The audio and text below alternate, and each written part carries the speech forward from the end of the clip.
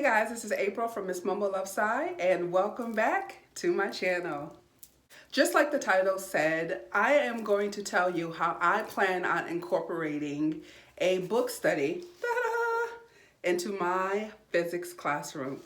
That's right, y'all. I am a certified science teacher, but with a big issue that just keeps popping up in my district with students, and that issue being literacy. Our kids are having our kids are having a big time adjustment issue when it comes to their reading comprehension, to other literacy skills. So we have been tasked by the principal, and I'm pretty sure the district has kind of told the principal to tell the teachers to do this, but we are required to incorporate one large literacy project per year. So the science department has decided that we will do two projects. So I've talked to you guys before about a literacy project that I have done in the past, but it's been a while. And if you want me to tell you about the project, just let me know in the comments below and I will make a separate video. But in the past, I've always had the kids do science journalism. And there is a website that I use and this great book, and I've had a fantastic time with it. But I decided to do something different this year. So instead of doing the science journalism, I'm having the kids do a book study. I have freshman physics. So they're going to do the book study this semester, and next semester, the plan is to have the kiddos do a research paper, a scientific research paper. So we shall see. So right now, I want to talk to you about a book that is called The Boy Who Harnessed the Wind. I first came aware of this book not even a year ago. I'm going to say definitely last spring, so less than a year ago. I was going through what was I doing? I was at a PD. Yes, I was at a PD, and I was talking with another science teacher. I can't remember if it was a physics teacher or not. But she told me about a new movie that was on Netflix called The Boy Who Harnessed the Wind, and that it was based off a book. And the book is written by William Kamkwamba. I know I just screwed that up. William Kamkwamba, and co-written by Brian Mealer. So it's about a boy, in Synopsis, it's about a boy from a very small village that does not have all the resources that our children have here in America. And he lives in a very poor village, and a lot of circumstances happen, and he needs to find a way to help his family so that they can farm and afford to eat. So he taught himself physics. In this small town or village that he's from, schooling is not free, so he could not continue his schooling. And he actually found ways to go into the school's library, and he taught himself how to create a windmill. Thus, the book is called The Boy Who Harnessed the Wind. It is a wonderful, wonderful movie. I read a lot about him, his story. I've saw lots of videos. If you YouTube this kid, who is an adult now, but if you YouTube this book, lots of information will come up on a Google search and definitely on a YouTube search.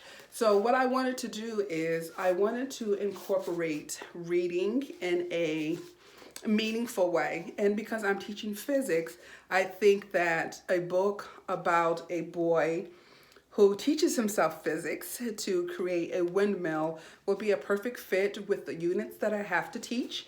Also, this story is a story about perseverance and resilience, and I think that is going to identify well with a lot of my students.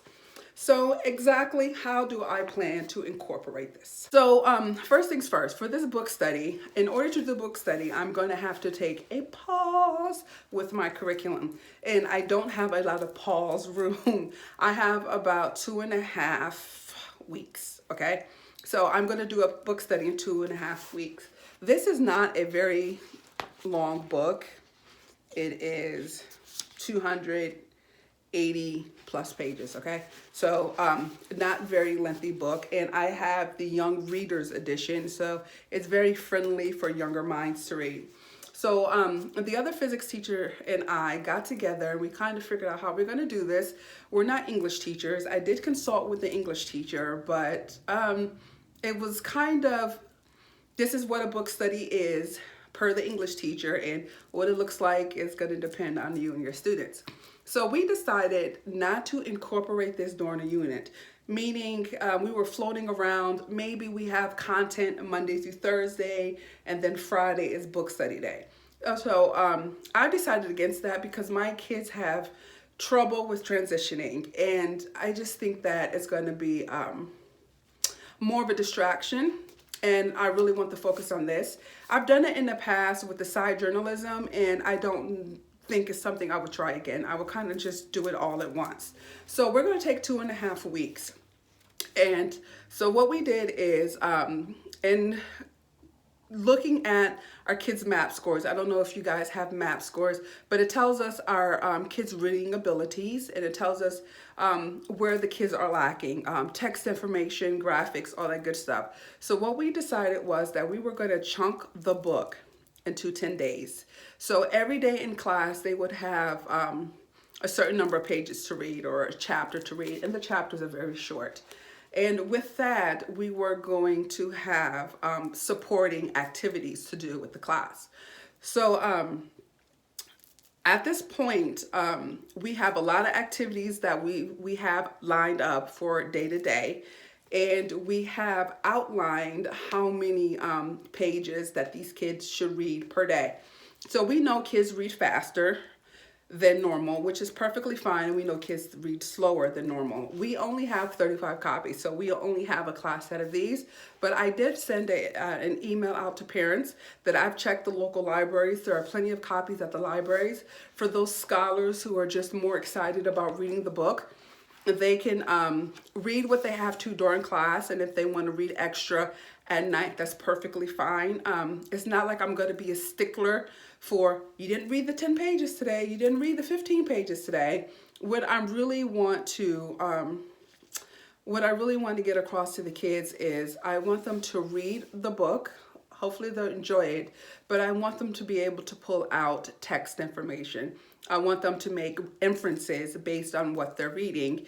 And I have reading guidelines of what I would like to see them do every day. But by golly, if you want to go faster than that, perfectly fine. If you tend to go slower than that, that's perfectly fine. As long as you've given me the information that I need, as long as I can say that you are mastering these certain reading standards.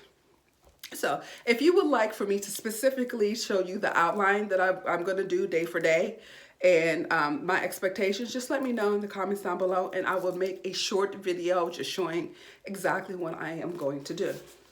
Also, there's another idea. I have another science teacher, she's teaching chemistry. She did a book study and she did a PD about incorporating art into reading.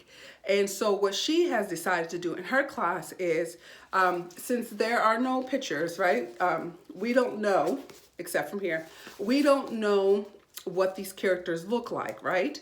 So as they're reading, and as what most people do when they naturally read is they create images of the characters that they're following. But I do have a good number of students that are advanced, and I have a few juniors who are taking a freshman class.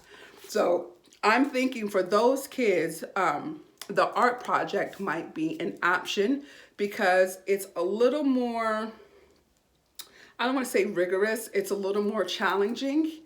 And these students have already demonstrated mastery in a lot of the standards. So for them to do the additional project is no big deal.